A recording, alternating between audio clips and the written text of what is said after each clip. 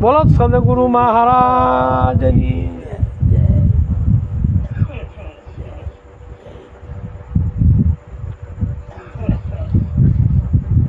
બોલો સદગુરુ મહારાજની જય. આપણી નિરાશ જ્ઞાનધારા ચેનલમાં આપણું હરિભક્તોનું સર્વનું સ્વાગત છે.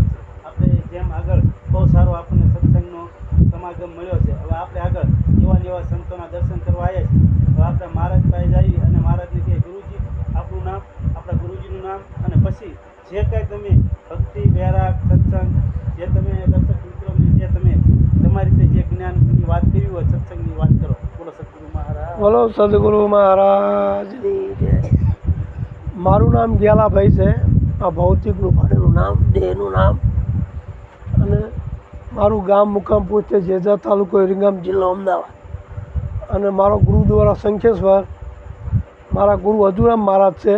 ગામ અને તાલુકો શંખેશ્વર અને જિલ્લો પાટણ. બોલો સદગુરુ મહારાજની જય. આપણું નિરાંતનું જ્ઞાન એવું છે કે નક્કી કરીને વાત કરે, ગમે નિયતની વાત રહી કે અટકળ્યા નહીં.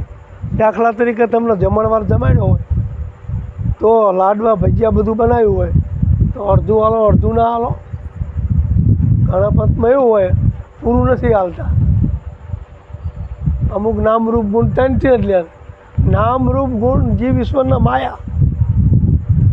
આ 100 શબ્દ આવવા જોઈએ તો પૂરું પીરસ્યું કહેવાય. આ તો ઘણા પૂરું પૂછતા નથી અને બધું આડેધડ થોકે છે. બરાબર. પછી ચાદરું વાળવામાં બહુ ઉતાવળ કરી નાખે છે. ચાદરું એકદમ ના અપાય.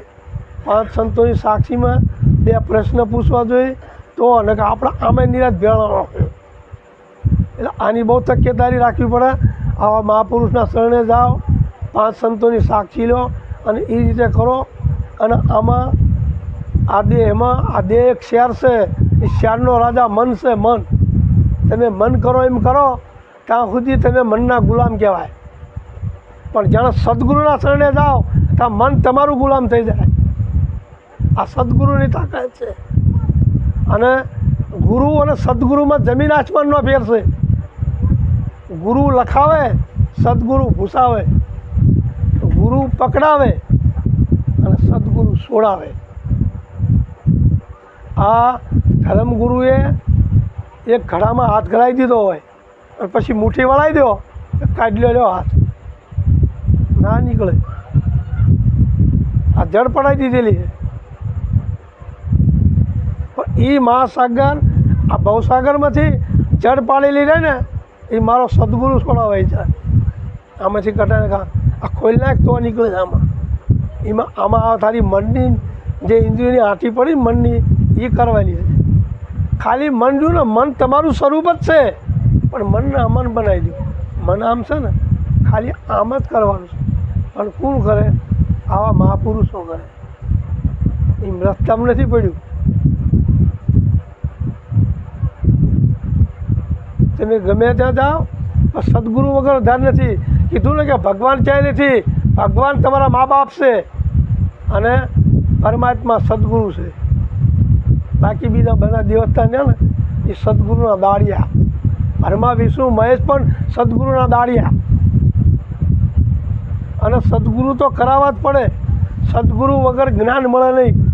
તમે કોટી ઉપાય કરો ને.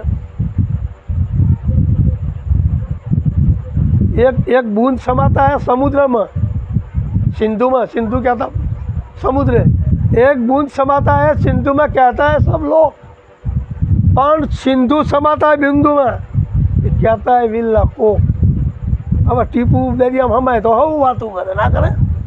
પણ આખો સમુદ્ર કહેતા, સિંધુ કહેતા સમુદ્ર ટીપામાં સમજી સમય જાય. આવી વાત આવા મહાપુરુષો કરે. એ સદગુરુ કે આમ સમાય એવું લક્ષ તમને આપી દે. સવારામાં કીધું નાથ બુંદના નેઠે. એ સવારામના પરિવારને પૂછો નહીં ખબર હોય કે નાથ છું ને બુંદ કોણ.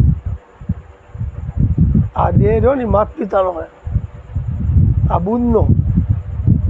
અને આ બોલી રહ્યો ને એ નાદ, એ પોતે બોલી રહી હું છું, એ સદગુરુનો. આપણે સદગુરુ આપણને બાળક સમજે પછી નાદના બાળકો આપણે સદગુરુના, અને દેહ એના રહ્યા ને એ મા બાપના. આટલો ફરક છે. અને માણસનો જન્મ સદગુરુ ચરણે જ થાય. અને હમણાં 5 પ્રતિજ્ઞા કીધી મહારાજે, એ 5 પ્રતિજ્ઞા પાળો તો જ તમે માણસ કહેવાય.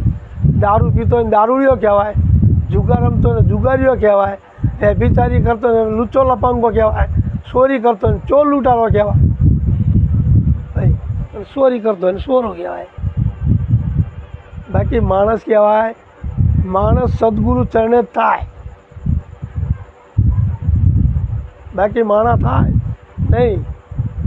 એટલે આ મનની એટલી બધી તાકાત છે. જો તમે આ મનની તાકાત તમને કહું, તમે સરોવરના કાંઠા હોય ને અને તમને ડેટકું કાઢ્યા ને અને નાગ ભાળી જાવ ને, ડેટકું જપી જાય અને નાગ આમ થાય, તમારું તાળું એને ફાટી જાય.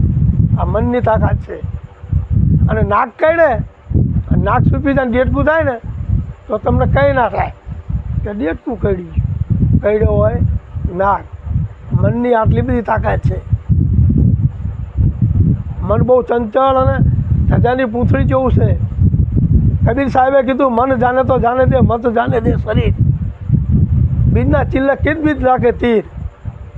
એટલે એ સંતોએ આ કીધું છે કે મન જાય તો જવા દે, અત્યારે જવું મેળવાના ભલે તે જ પાછું આવતું.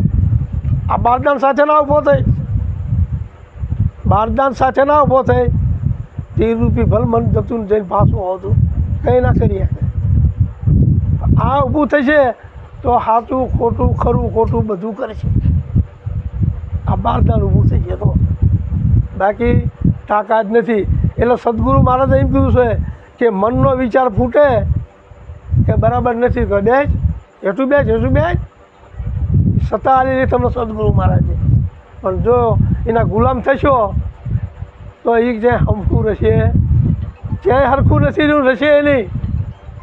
એટલે મનની આટલી બધી તાકાતમાં મનને તમે અમન કરી નાખો એટલે તમે પોતે તમે જ છો. ભૂલા પડી ગયેલા. આત્માનો તો કંઈ આવવા જવાનો નથી. આત્મા ખાતો નથી, પીતો નથી, આવતો નથી, જતો નથી, હાલતો નથી, ચલતો નથી. અને જો કોઈ એમ કહે કે આત્મા હલે ચલે છે કે કોઈના આત્માય નથી, હું એટલે સુધી કહું છું. અને આત્મા હોય, રાજુભાઈમાં હોય તો જાય, હોય તો જાય ને. આ ઘરમાં બલાડું જ્યું તો મારું જાય. આત્મા નથી કોઈનામાં, જગત આખીમાં આત્મા નથી. શું સૌ તમને અહીં પ્રમાણ કરી દઉં, કોઈનામાં આત્મા નથી. આખું જગત આત્મામાં છે. સમજી ગયા? જગત જેમ એક સરોવર હોય એમાં આપણે 20 જણા જઈ જગ્યા થઈ જાય, બહાર નીકળો તો અમુક થઈ જાય.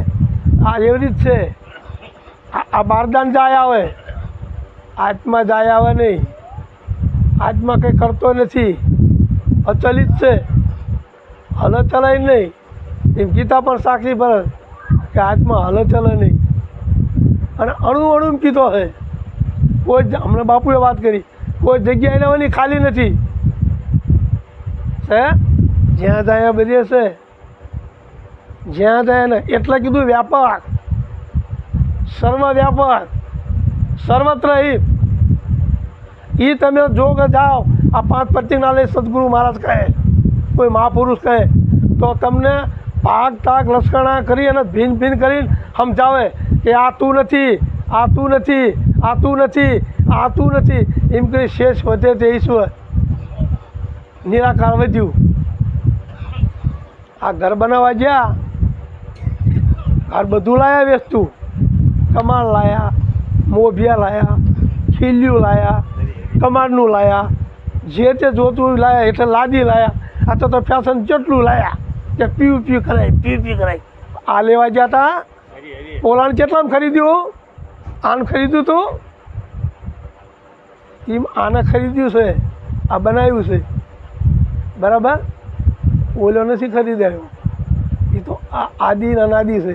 આદિ કોને કહેવાય? આતા જો એને આદિ કહેવાય. અને એથી ઉપર અનાદિ. આર્યો આદિ મેં રનારો અનાદિ. ખાસ સાંભળી લેજો, આ આદિ મેં રવાવાળો અનાદિ. ઓલા પાનભાઈએ કીધું હો ને સજાતી વિજાતીની યુક્તિ જાણી લો. પાનભાઈ કે બીબે પાડે તો બીજી ભાઈ આ સજાતી રવાવાળો વિજાતી, આ સજાતી અને રવાવાળો વિજાતી છે.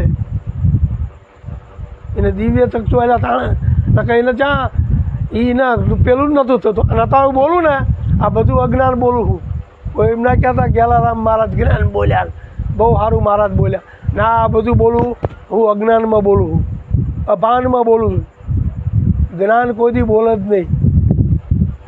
ખીચડી ખતબત થતી હોય ને, કાચી હોય તો ખતબત થાય, પાકી જાય ને પછી સાર પડતા ઘેથા દાખી જાય પણ બોલે નહીં.